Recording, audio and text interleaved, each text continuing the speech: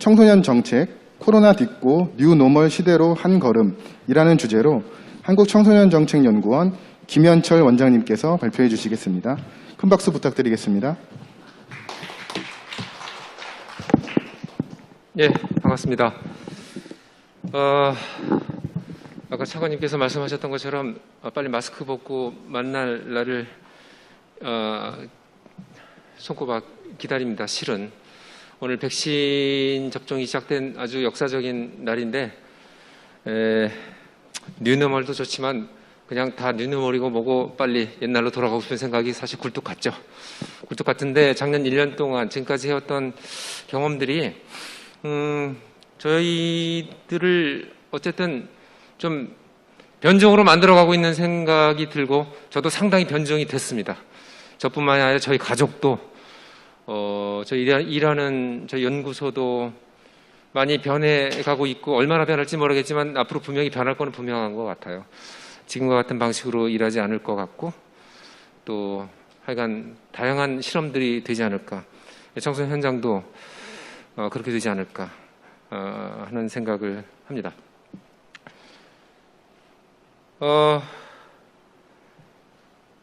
짧게 제가 길지 않은 시간 내에 제 생각을 말씀을 드릴게요. 온라인으로 여러 행사를 하다 보니까 여러 가지 변화들이 필요한데 그 중에 하나가 길지 않아야 된다는 게 굉장히 중요한 것 같아요. 그래서 아이들이 원격 수업을 하면서 온라인 수업을 하면서 그렇게 힘들어하는 게 첫 번째 이유 중에 하나가 너무 길다라고 하는 거고, 또 강의를 해보신 분들 알겠지만 온라인 강의라면 한 3분의 1 정도 이렇게 압축해서 해야 되는 그런 게 있습니다. 근데 우리 몸에 배어있는 그 습관이라는 게 있어서 저도 이렇게 압축적으로 얼마나 할지는 모르겠으나 최대한 압축적으로 진행을 해보도록 하겠습니다. 일단은 저희가 어떻게 해야 될까? 이제 청소년 정책에 관련된 자원들은 게 많지가 않잖아요. 다른 부처에 비해서. 그렇지만 우리에게 가지고 있는 가장 값진 보석이라 하면 이제 이 디지털 원주민들. 우리가 아직 그 세계를 깊이는 모르지만 이 친구들이 날개짓 할 수 있는 장을 만들어준다 그러면 제가 보기에는 저희가 앞서서 세상을 열어갈 수 있지 않을까 하는 생각을 합니다. 이것은 단순히 테크놀로지의 문제는 아닌 것 같아요. 아셨던 것처럼 지난 1년 동안 계속해서 이런 이야기들이 나왔지만 오래된 미래라든가 미래의 가치들, 우리가 성찰적으로 살아야 된다는 얘기 많이 했고 뭐 성숙한 자본주의에 대한 이야기도 많이 했는데 사실은 실천적으로 하기 되게 어려웠거든요. 그런데 상황이 이렇게 되다 보니까 거의 저희가 1년 동안 강제 실험을 당했던 것 같아요. 그리고 이제 많은 걸 체득하게 되었고, 사회적 거리두기도 행정적 조치로 저희가 참여했지만 동시에 이제 미니멀리즘, 뭐 일본에서는 단샬이라고 하는데 이런 이제 그 가치들도 굉장히 부각이 되었었던 거고, 뭐 최근에도 이제 주 4일제도 얘기가 되고 있지 않습니까? 저희도 뭐 유연 근무는 이미 많은 부분 영역에서 이제 시작이 되었고, 뭐 삶의 질, 워라밸 이런 거를 이제 강조하다 보니까 강조하던 차에 이제 코로나를 경험하게 되었고, 이제 더 빠른 속도로 사회가 변해가지 않을까라는 생각을 하고, 일본에 저희 한국에도 많이 알려진 우에노 치즈코라고 하는 이제 사회학자가 이제 꽤 좀 나이를 드셔서 꽤 원로급이지만 이분도 최근에 이제 단샤리를 하시면서 그냥 단순히 사회적 거리가 아니라 일종의 기존의 문학계 얘기 이런 것들을 하겠다 해서 어떤 공식적인 자리라든가 예를 들면 뭐 시사회라든가 이런 데도 가지 않고 소모임만 가겠다 뭐 이런 말씀도 하셨는데요. 뭐 그런 자리들이 꼭 없어야 되는 것은 아니지만 우리가 어쩌면 관행적으로 해왔던 것들을 버리고 좀 가볍게 미니멀리즘을 단순히 하나의 그냥 일상의 개인의 가치라기보다는 사회 전체적인 어떤 가치로 끌어갈 필요도 있을 것 같아요. 그래서 많은 관행들이 깨졌고 저희 집안도 되게 괜찮은 경험을 했습니다. 지난 추석과 올 설에 아버님이 절대 오르지 말라 해서 온라인으로 화상으로 제사를 지냈고 15분 만에 가족 모임이 끝났는데 할 얘기는 다 했던 것 같아요. 아주 따뜻한 마음으로 헤어졌고 며느리들은 편하게 우리 명절을 보낼 수 있었고 뭐 그런 관련된 영화도 있긴 합니다만 여튼간에 여러 가지 우리 관행을 깨는 게 필요하다는 생각도 들고 저희도 앞장서서 저희 연구원이 좀 그렇게 될 수 있으면 하는 바람을 가지고 있습니다. 그래서 우리 어디까지 한번 깨볼까? 한번 깰 수 있는 데 깨보는 것도 필요할 것 같고요. 제가 여기 PPT 제로라고 썼지만 요즘 기업에서도 많은 그런 거 하잖아요. PPT가 일을 더 못하게 한다는 거죠. 그래서 제가 저도 오늘 PPT를 미니멀리즘에 입각해서 만들었습니다. 최소한 색도를 낮추고 2도, 길어야 3도, 가장 적은 언어수로 뭐 PPT 제로라고 하는 게 그냥 상징적인 하나의 어떤 그 현상인 것 같아요. 그래서 그렇게 우리가 단순히 행정적 조치로서의 사회적 거리두기를 넘어서서 청소년기에도 몸을 가볍게 하면서 필요한 일에 에너지를 집중해서 쓸 수 있으면 뉴노멀 시대를 이끌어갈 수 있지 않을까 하는 생각을 해봅니다. 게다가 이제 코로나발 사회정책, 뭐 기본소득, 재난지원금, 뭐 기본소득을 뭐 받아들이든 안 받아들이든 이런 게 뭐 사실은 수년 전만 해도 굉장히 생소한 얘기였지만 지금은 그 얘기를 하는 것 받아들이든 안 받아들이든 그 얘기를 하는 게 굉장히 이상하지는 않거든요. 지금 굉장히 바뀌었고 만일에 정말로 기본소득이 아니라 뭐 비슷한 어떤 패턴으로 간다고 한다면 제가 보건대는 사회정책은 완전히 패턴이 바뀌어야 할 겁니다. 그러니까 지금까지와 같은 공공 부분에서의 서비스가 아닌 방식으로 가지 않으면 안 되는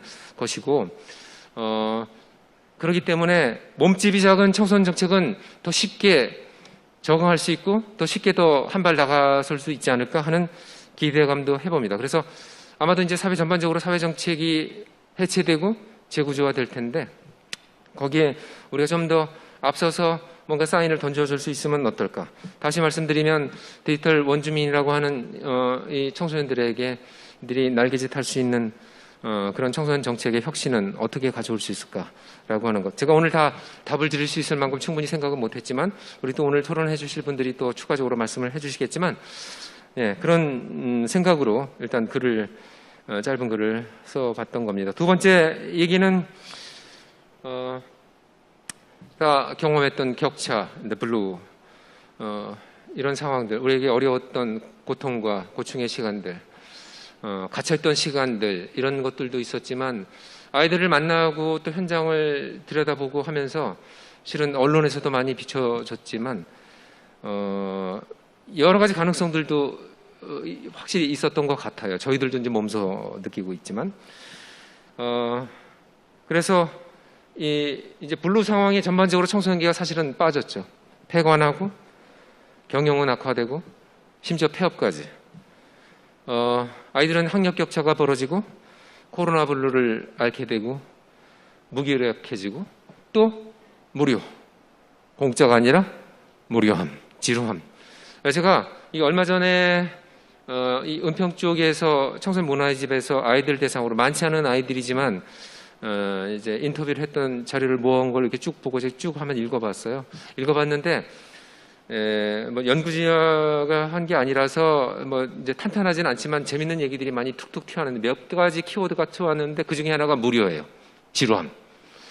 그 중에 하나 키워드가 뭐냐면 잠이더라고요. 잠을 많이 자고 있다라고 하는 거고.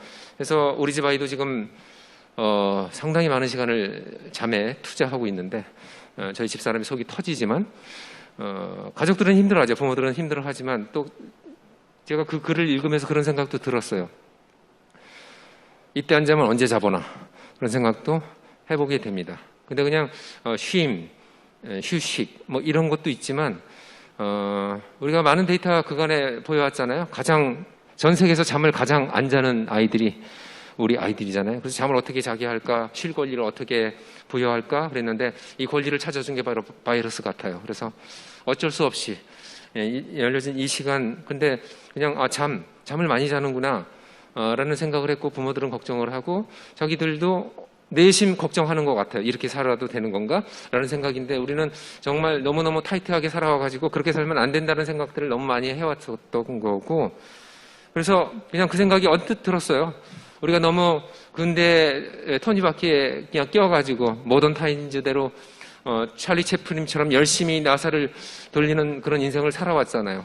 어른도 그렇고 아이들도 그렇고. 그래서 잠 좀 자는 것에 대해서 조금 열린 마음으로 보는 것도 필요하겠지만 이참에 우리가 근대 사회가 만들어온 이건 타임 스케줄을 좀 깨보는 일들을 해야 될 거고 이미 사회 곳곳에서 그렇게 하고 있잖아요. 아까 말씀드린 주 4일제라든가 뭐 등등등등 좀 더 근대적 시간들을 해체해가는 것도 우리가 고려해야 되겠다. 그래서 좀 여유롭고 좀 해방된 그런 삶을 사는 게 청소년 정책의 목적이겠죠. 예. 사실 4차 청소년 정책 기본 계획을 제가 참여를 했는데 그때 그 캐치프레이즈 비전을 사실은 저는 거기다가 해방을 쓰고 싶었는데 상당히 우려들 하셔가지고 못 넣기는 했습니다만 저희 정책의 사실은 비전은 목표는 해방이어야 된다고 봅니다. 그래서 아이들에게 해방된 공간과 시간을 어떻게 줄 것인가라고 하는 이야기들이 이제 우리는 더 고민거리가 되어야 되지 않을까 그런 생각을 하고요. 동시에 이제 많은 분들이 디지털의 세계로 빨려 들어갔고 사이버 공간에서 여러 가지 실험들을 했습니다. 어렵기도 하고 학교 선생님도 와 계시지만 선생님들도 정말 고군분투하셨죠. 정말 힘든 시간들을 했고요. 힘들게 만들어 놓은 온라인 학습 콘텐츠지만 아이들은 또 그 앞에서 굉장히 힘들어했죠. 아까도 말씀드렸던 것처럼 무료함이 지배하는 그런 시간들을 보냈었는데 원격 교육은 뭐지? 온라인. 우리는 사이버 대학도 사실은 사이버 공간에서의 학습 콘텐츠라든가 테크놀로지는 상당히 선진적이죠. 굉장히 많이 했고 저도 사이버 강의 해보지만 진짜 저희처럼 이런 시스템이 잘 갖춰져 있는 데가 없어요. 그런데 디지털 원격 교육은 뭐지? 온라인? 이런 생각을 쭉 하게 되는 거죠. 많은 부분이 청소년 쪽도 그랬고 학교에서도 그렇고 학교의 오프라인 수업을 그냥 영상으로 옮기는 경우가 상당히 많았어요. 작년에 학회에서 할 때도 세미나를 그런 식으로 하는 거죠. 오프라인에서 했던 세미나처럼 그대로 옮겨놓으니까 상당히 집중도가 떨어져요. 그러니까 새로운 세계를 열어가지 않으면 디지털라이제이션이라고 하는 건 그냥 온라인으로 옮긴 거는 적어도 아니다라는 생각을 하지 않으면 안 되는 것 같아요. 예, 그런 어려움이 있었지만 나름대로 현장에서 재미있는 사례들도 많이 만드시는 것 같습니다. 솔루션을도 많이 찾으시고요. 그리고 제가 이 어려움 얘기하다가 한마디 말씀드리려고 하는 거를 정정의 말씀을 드리려는 걸 제가 깜빡했네요. 제가 원고에 이제 쉼터 얘기를 한 문장을 썼는데 원고에 쉼터에도 가지 못하는 아이들 얘기를 잠깐 썼어요. 그런데 그게 작년도 그 초기의 얘기고 그 이후에는 이제 오픈해서 많이 운영되고 있는데 혹시라도 제가 이 글 때문에 또 쉼터에서 일하시는 많은 분들께 또 상처받으실까 봐 걱정이 되어서 다시 한번 남깁니다. 그 이후에 이제 많은 쉼터에서도 이제 대응을 해주시고 했던 걸로 알고 있습니다. 예, 이런 어려움들이 있고 한 반면에 이제 제가 거기 하나 기사 제목만 올려놨습니다. 왜 나는 원격 교육에서 더 많은 것을 배우나라고 하는 이제 민치라는 뉴욕에 사는 여고생이 뉴욕타임즈의 칼럼에 글을 실었는데 그 내용인즉슨 뭐냐면 학교에서는 너무 자기를 방해하는 친구들이 너무 많다는 거예요. 근데 온라인에서 수업을 하다 보니까 너무 좋다는 거예요. 내가 듣고 싶은 거 다시 한번 더 듣고 질문하고 싶은 거 선생님한테 얼마든지 질문하고 응답이 오고 한다는 거죠.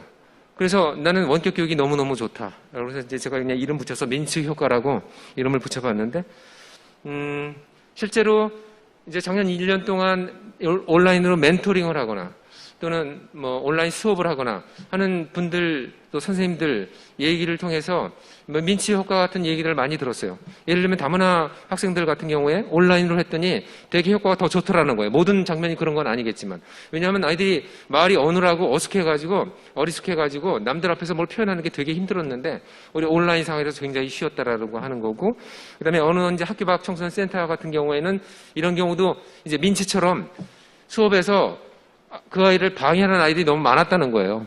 그런데 온라인으로 하니까 되게 잘 되더라. 뭐 이런 얘기도 있었고요. 그다음에 은둔형 외톨이가 뭐 이런 얘기도 하더라고요.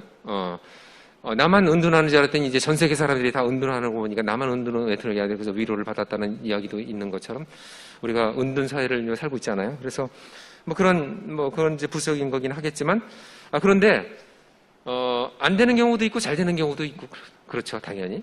작년에는 예를 들면 이제 저희가 체험을 많이 하는 이런 이제 사업들이 많다 보니까 굉장히 어려움에 처했죠. 그래서 이제 온라인으로 많이 했잖아요. 박람회도 그렇고. 진로 박람회 같은 지역에서 여러 곳에서 했었는데, 제가 몇 군데에서 이제 진로 박람회를 하는 걸 이렇게 쭉 봤더니, 어떤 경우는 굉장히 많은 학생들이 들어와요. 어떤 경우는 거의 들어오지도 않고. 그런데 들어오고 안 들어오고가 중요한 게 아니라, 어떤 경우는 굉장히 잘 되고 어떤 경우는 잘 안 돼요.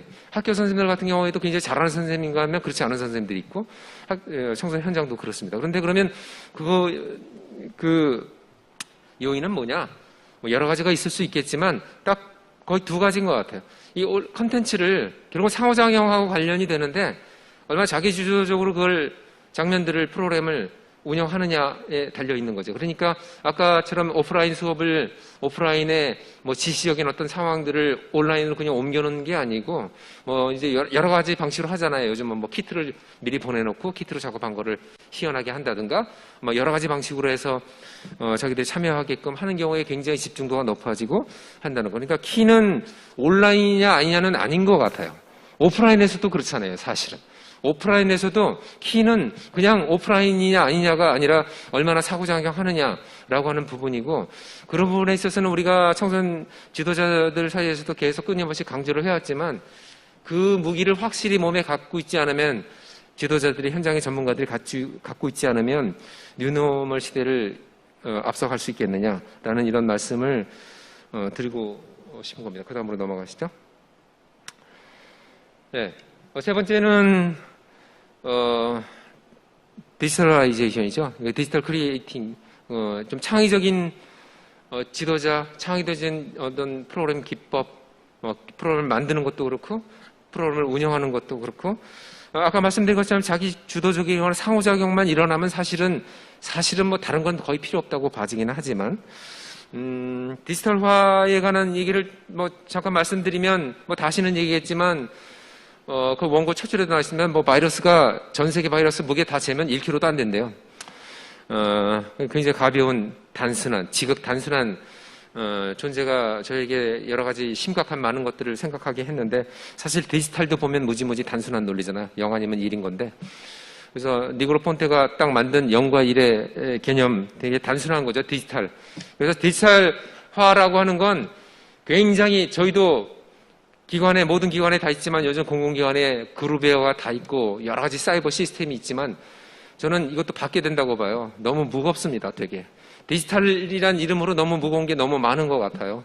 그래서 디지털라이제이션이라고 하는 거는 단순히 디지털로 만든 뭐가 아닌 것 같아요. 좀 더 가볍게 가야 되는 거 아닌가? 단순하고 유연하고 민첩한 것. 요즘 흔히 말하는 애자일인 거죠. 민첩하고 유연한 것을 따르는 거죠. 반드시 디지털이 아니더라도. 이런 생각을 먼저 던져볼 수 있을 것 같고, 지금은 뭐 AI도 있고 세계가 굉장히 달라졌지만 초기 게임 이론에서는 이런 이제 사례들이 많이 있었어요. 아주 단순한 어떤 컴퓨터가 게임에 사람을 이길 수 있을까라는 건데, 굉장히 그때 결론적으로 나왔던 얘기들은 지극히 단순한 컴퓨터가 이긴다는 거예요. 저쪽에서 주먹 내면 나도 주먹 내고 계속 이렇게 하는 게 결국은 이기더라는 거죠. 근데 지금은 AI 때문에 상황이 달라지긴 했지만 이런 단순한 유연함, 민첩함 이런 게 필요할 거다라는 생각이고요. 그 다음 드리고 싶은 얘기는 이제 그래서 이제 여튼 뭐 그 사이버도 단순히 사이버 상에서 뭘 한다는 게 민첩한 것은 아니다. 애자일은 아니다라는 생각. 그래서 복잡한 절차라든가 이런 것들을 좀 생략하고 민첩하게 변화할 수 있는 이런 시스템을 만들어야 된다는 얘기를 이제 뒤에 가서 다시 좀 말씀을 드리겠습니다만. 민치 효과 저거는 제가 잘못 들어갔네요. 한 줄은 지워야 되는데. 예. 디지털 원주민은 어느 마을에 사나. 제가 이걸 툭 던진 이유는 뭐냐면은요. 제가 지금 조만간 나올 저희 보고서에도 한 줄이 들어가 있는데, 마을이 뭘까? 요즘 마을 사업이 무지 많고, 실은, 청소년 정책에서는 마을 사업은 사실 되게 다른 영역에 비해서는 뒤늦게 시작했죠. 근데 요즘 마을 사업을 많이 들여다보면, 이런 느낌을 좀 받아요. 마을이 뭐지?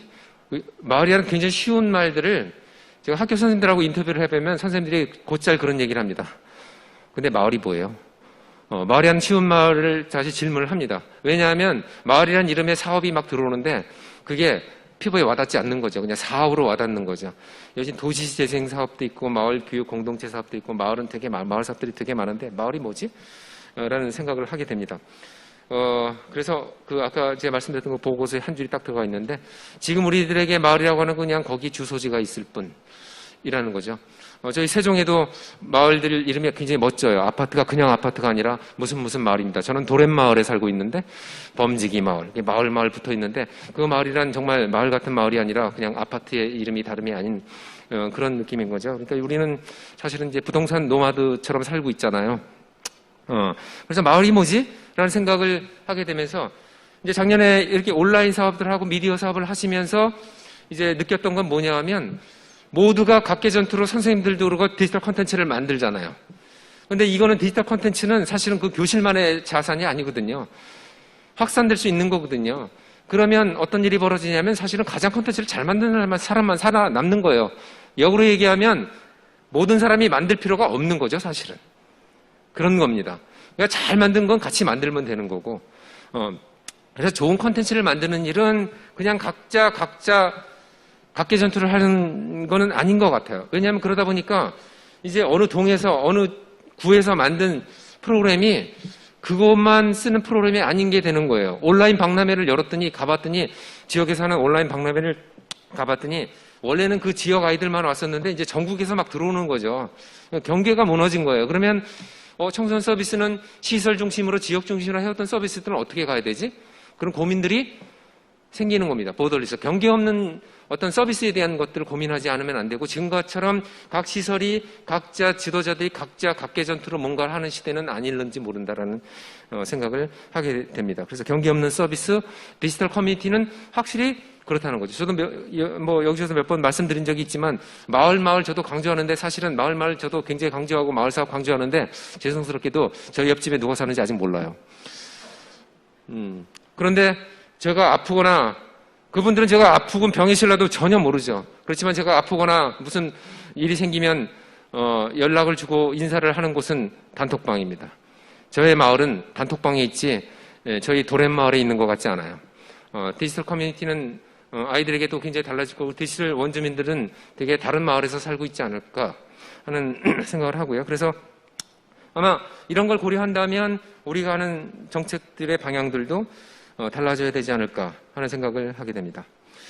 디지털 크리에이터를 만들어야 된다는 얘기를 드리고 싶은데, 그렇지만 그거는 기존에 우리가 했던 방식의 교육의 방식은 아니었으면 하는 생각을 합니다. 물론 교육도 해야 되겠지만, 저희가 하는 교육뿐만 아니라 사실은 모든 선생님들에 대한 교육 연수라든가 몇백 시간씩 교육도 받으시고 막 그러는데, 가장 교육적이지 않은 게 교육인 것 같아요.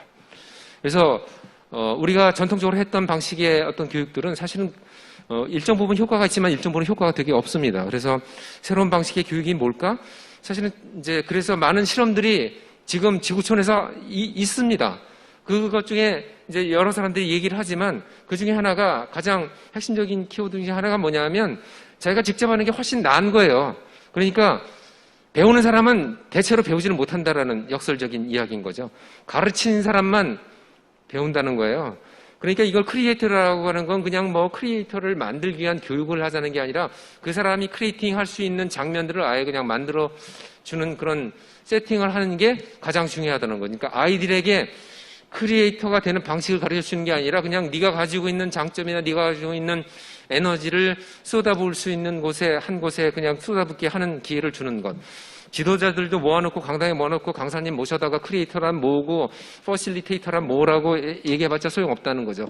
차라리 그냥 그 사람이 퍼실리테이터 경험을 한번 하거나, 한번 크리에이팅하는 뭔가 작업을 해보던가, 같이 기획하거나 공동 사업을 하던가, 이렇게 하는 게 더 좋겠다라는 생각이고, 몇 차례 여가부도 좀 얘기했습니다만, 지도자의 날도 하고 박람회도 하지만, 이런 장면들도 이제는 좀 새로운 패턴으로 이렇게 가야 되지 않을까 하는 생각을 하고요. 아울러서 이제 이런 크리에이터들을 만들어내는 장면에서 저희가 작년 1년 동안 사업을 하면서 상담 쪽의 인력들이라든가 이런 인력들도 굉장히 이제 필요해졌고, 또 제 원고 거기도 썼습니다만, 사업이 이제 확장이 되는 거예요. 그러니까 뭐냐면 온라인이 하나의 이제 대체품이 아니라 이제 제대로 된 일종의 브랜드가 되는 거죠. 상담원 이제 소수연 부장님도 와 계셨지만, 온라인 서비스를 원래 이제 상담 서비스는 했었었죠. 그런데 우연치 않게 이제 재외동포 아이들에게서 요구가 왔다는 거예요. 상담에 대한 서비스가. 근데 과거에는 생각지도 못했던 거죠. 사실은 테크놀로지는 있었는데 생각을 하지 못했던 거예요. 그런데 재외동포의 전 세계 이제 퍼져서 살고 있는 청소년들에게 서비스를 한다는 게 굉장히 어려운 거예요. 그러니까 교육부라든가 재외동포 재단이 사실은 제대로 못했거든요. 그런데 이게 우연치 않은 길이 열린 겁니다. 그러니까 온라인상으로 한다고 한다면 이제 모든 아이들에게 그런 서비스가 가능한 거죠. 꼭 디아스포라가 필요한 건 아니겠지만 만일에 정말로 한민족 공동체, 디아스포라를 만들 수 있다면 지금이야말로 찬스가 아니겠는가 하는 생각이 들고, 이제 그런 온라인 서비스를 하려면 저희 원에서 이제 올해 과제도 합니다만 한국판 뉴딜 사업에서 이걸 좀 얹어서 갈 필요가 있다고 봐요. 그러니까 지금 온라인상에서 서비스할 인력들은 굉장히 부족하거든요. 지금 1388 서비스 하는데 전국에 30명밖에 안 돼요. 더 많아야 된다고 보면 한 300명은 있어야 된다고 보거든요. 그래서 한 10배는 늘려서 갈 수 있는, 뭐 얼마나 될지는 모르겠지만 뉴딜 사업을 해서 좀 이렇게 해보는 것도 필요하지 않을까 하는 생각이 들고요. 이제 마지막 얘기가 되겠습니다만 디지털 플랫폼이 필요하다는 얘기를 하는데 이런 얘기도 많이 하긴 했지만 넘겨주시죠. 네. 제가 뭐 그림을 그냥 오면서 KTX에서 그리다 보니까 충분히 담아내지는 못했으나 저희 원에서도 이제 부처에서 다른 부처에서 받아서 이제 프로그램도 개발하고 이런 프로그램들을 개발하는 사업들은 되게 많아요. 저희도 많이 해왔었고 전국 곳곳에서 여러 가지 사업들을 많이 하죠. 다른 기관에서도 많이 하고요. 그런데 세상이 바뀌었어요. 세상이 바뀌었는데 여전히 디지털 플랫폼, 디지털화된 사업들을 할 때 프로그램을 개발할 때 어떻게 하냐면 중앙에서 전문가들이 만들어가지고 배포합니다. 책자로 만들거나 아니면 그냥 디지털 컨텐츠로 만들죠. 디지털 교과서로 만들거나 디지털 책자로 만들어서 보내는데 이거는 굉장히 그냥 이름만 디지털이지 디지털은 아니라고 봐요. 그래서 새로운 패턴으로 우리가 프로그램을 만들고 역동이 생기도록 좀 해야 되겠다. 그런 의미의 디지털 플랫폼이고 완벽한 그림은 아니지만 제가 생각한 건 가치로서는 애자일의 가치를 좀 담아내고요. 위키프로라고 하는 뭐 외국 기업이 있긴 하지만 이 프로그램을 만드는 곳은 아니지만 일종의 이제 이름 붙이자면 위키프로 같은 거죠. 그러니까 뭐냐면 교육부도 지금 AI 만들면서 AI를 막 중앙에서 만들어서 막 이렇게 내거나 디지털 교과서를 만들어서 막 보내는데 좀 더 위키적인 컨셉으로 가야 된다고 봐요. 그래서 여러 유저들이 거기에 참여하고 지도자들 참여하고 하는 건데, 자, 왼쪽은 이를테면 뭐 인증제가 됐든 우리가 만든 어떤 프로그램을 만들어서 이렇게 배포하는 스타일이라고 한다면, 아니면 교과서를 만들어서 배포하는 스타일이라고 한다면, 오른쪽 거는 뭐냐면 어떤 전형적인 그 대표적인 프로그램을 만듭니다. 이거 론칭을 하죠. 플랫폼에 올려요. 올리면 유저들이 써보는 거예요. 사실 프로그램을 저희들 만들어서 배포를 하지만 어떤 프로그램도 완벽하게 그걸 그대로 쓰는 사람들은 없어요. 그대로 쓰게 하는 것은 또 문제이기도 합니다. 교과서가 갖고 있는 한계가 그런 거죠. 이 오른쪽에 거는 뭐냐 하면 위키적인 개념이에요. 프로그램이 있으면 현장에서 A라는 사람이 한번 써보는 거예요. 근데 그대로 쓰지 않습니다. 절대.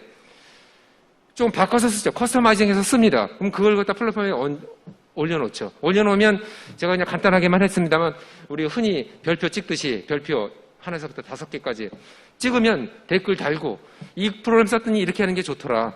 그럼 그 사람이 또 써보겠죠. 근데 그대로 어떤 사람이 좋게 커스터마이징 한 게 모든 사람에게 또 좋지도 않아요. 그러면 1, 2, 3, 4 계속해서 다른 레벨의 프로그램들을 만들 수가 있죠. 그런데 지도자들에게 교육하는 것보다는 이런 재주를 가진 분들이 되게 많아요, 사실은. 이런 분들이 끼를 발휘할 수 있는 기회가 별로 없었던 거죠.